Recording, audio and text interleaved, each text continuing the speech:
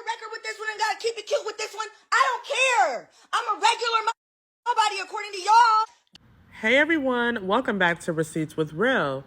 So it's been brought to my attention that Moniece Slaughter, who is the Love and Hip Hop star, Lil Fizz baby mama, y'all probably remember her, she has entered the chat.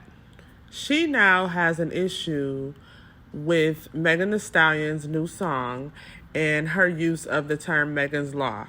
So she took to Twitter to say, imagine your 7-year-old is SA'd and unalived by a neighbor, and then your story is being used in a rap song.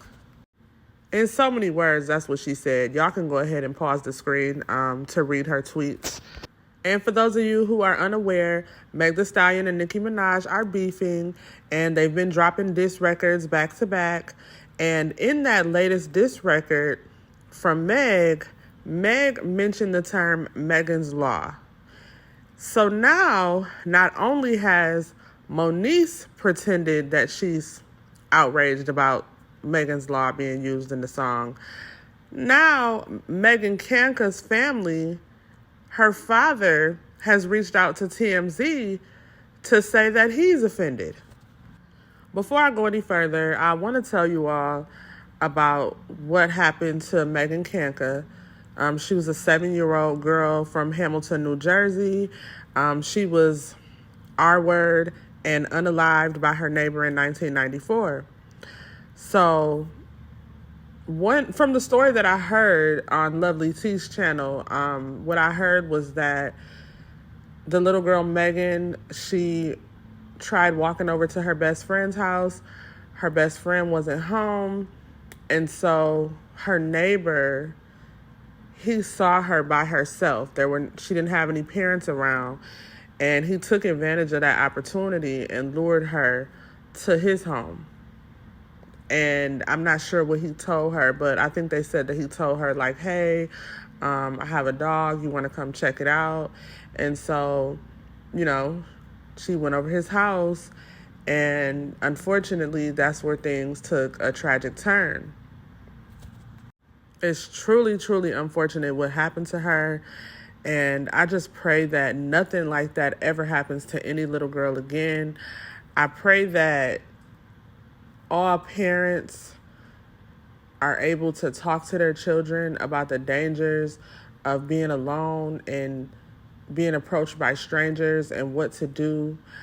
And I just pray that every single sick person in the world is caught. We need them all in jail, okay? With all of that being said, my concern is, who told Megan Kanka's father about this situation in the first place?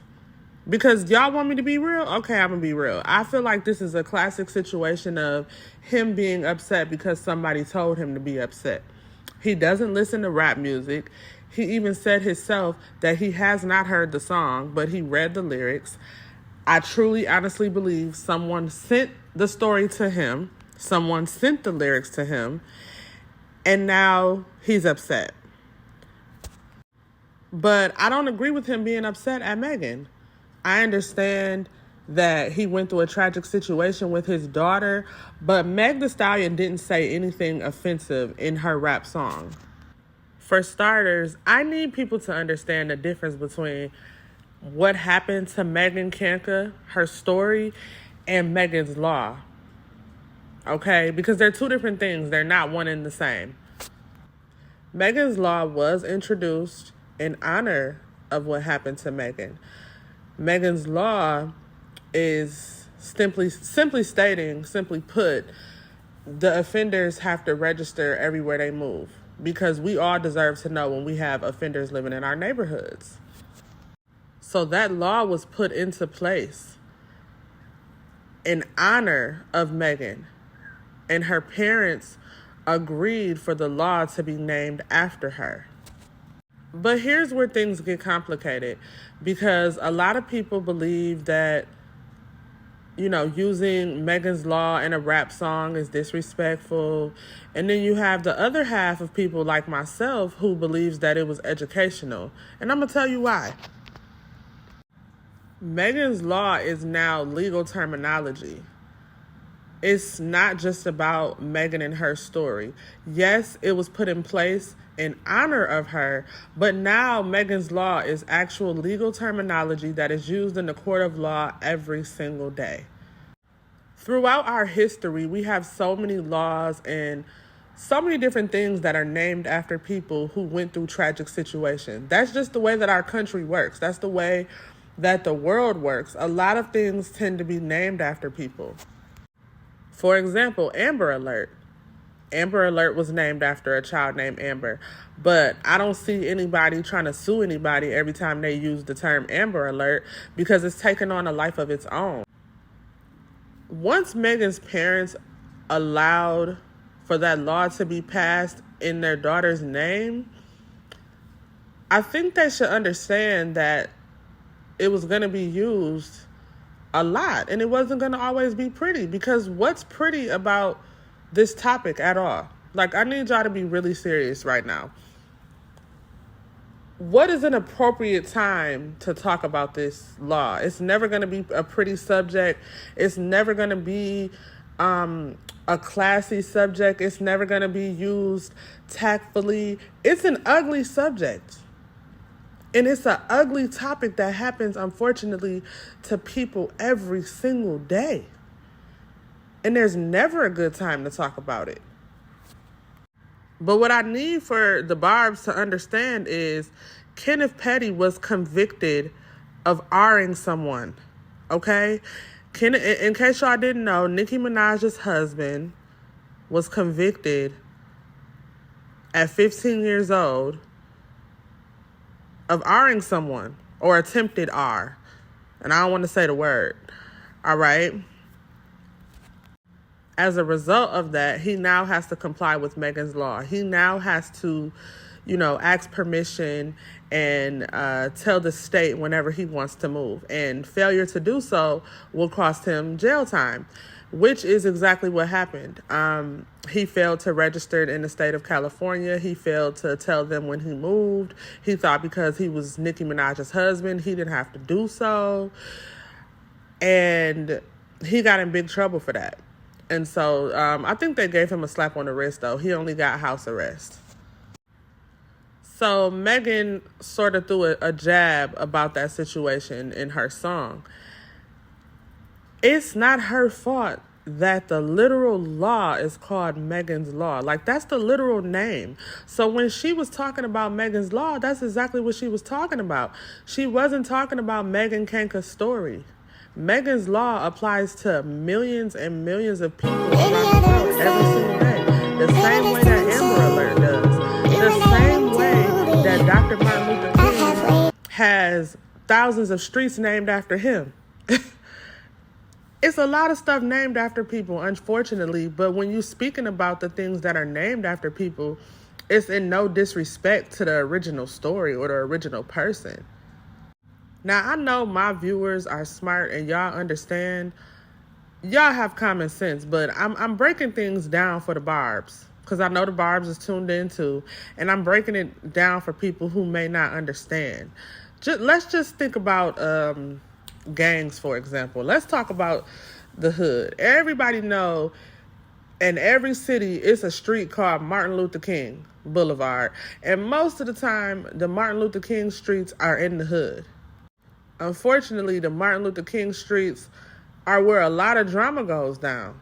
And plenty of times I've heard people say, I ain't coming to your house if you live on MLK. I ain't coming to your house if you live on Martin Luther King Boulevard, or I don't mess with them niggas over there on MLK. It's no disrespect to Martin Luther King himself.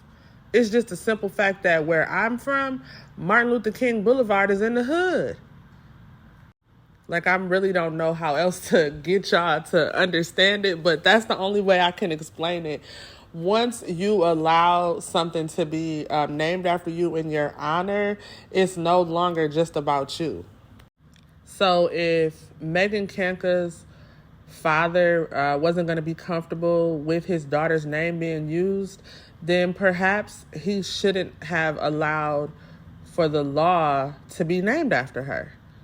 Maybe he should consider asking them to remove her name from the law. Because regardless if her name is on the law or not, it's still a law. It's legal terminology now. But let's get back to Nicki, though. Nicki tends to surround herself around people who this law applies to. One being her husband. Also, she did a song with the rapper 6ix9ine, and he has some charges against him. And then also her brother. Her brother went to prison for R-wording a little 8-year-old girl. And initially, Nicki Minaj allegedly wrote letters to the judge trying to proclaim her brother's innocence. She also bonded him out of jail. So she was very supportive of her brother when the news first broke. Now you don't hear her talk about it at all, so I'm not sure if she's still supportive of him because he's already been convicted now. But the problem is Nicki is surrounded by a lot of sex offenders, period, point blank. So that play on words that Megan Thee Stallion used in her song, it applied to Nicki in more than one way. So I see a lot of people trying to come to Nicki Minaj's husband's defense, and every single one of them is bringing up a video where Jennifer, the victim in this case, there's a video of her saying that she told the judge that she has made a great mistake and she wants to recant everything that she said. Her attorney, though, has already shut this video down.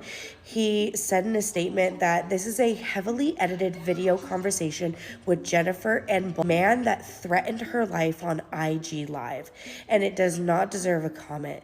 Ask that rapist, referring to Petty, to explain the transcript from his plea hearing where he admitted to attempting to rape Jennifer with a knife at his grandmother's house. The lawyer then went on to say, not only do we have the plea hearing transcript, we are in the process of getting over 200 pieces of evidence and video from the 1994-1995 rape case. It's a little convenient that the one video that's out there of Jennifer admitting that she's wrong and that Petty didn't do what he admitted to in his plea hearing is from a man that threatened her life on Instagram Live.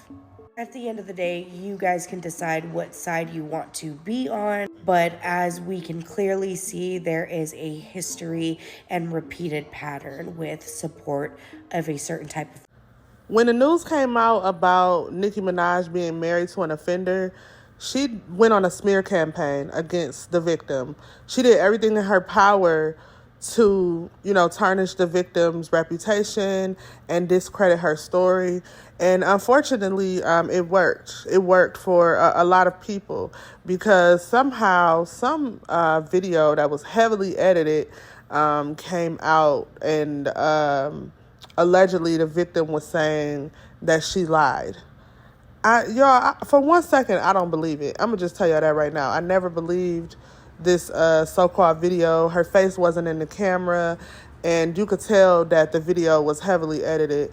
But somehow that video made its way to the Shade Room, and all of a sudden, all was forgiven. Everybody was, back on Nicki's team, and, now all of a sudden, Kenneth Petty is no longer an offender, even though he was convicted and he pleaded guilty.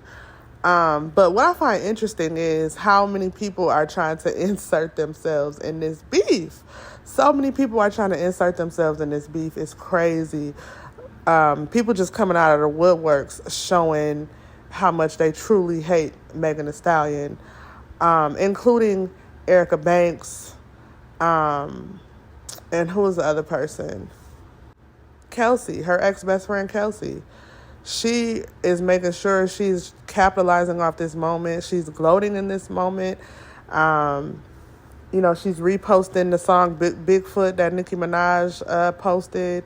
And I think it's so funny how Kelsey was quiet during the whole trial. She didn't want to talk. She pled the fifth. She had nothing to say.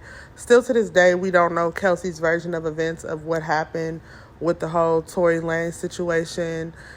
But all of a sudden, when Meg starts beefing with Nicki, Kelsey happily inserts herself in the beef. Don't you find that suspicious? But, yeah, this whole situation is crazy, y'all. I just want to give my 2 cents on the whole Megan's Law thing. It is not disrespectful to talk about a law.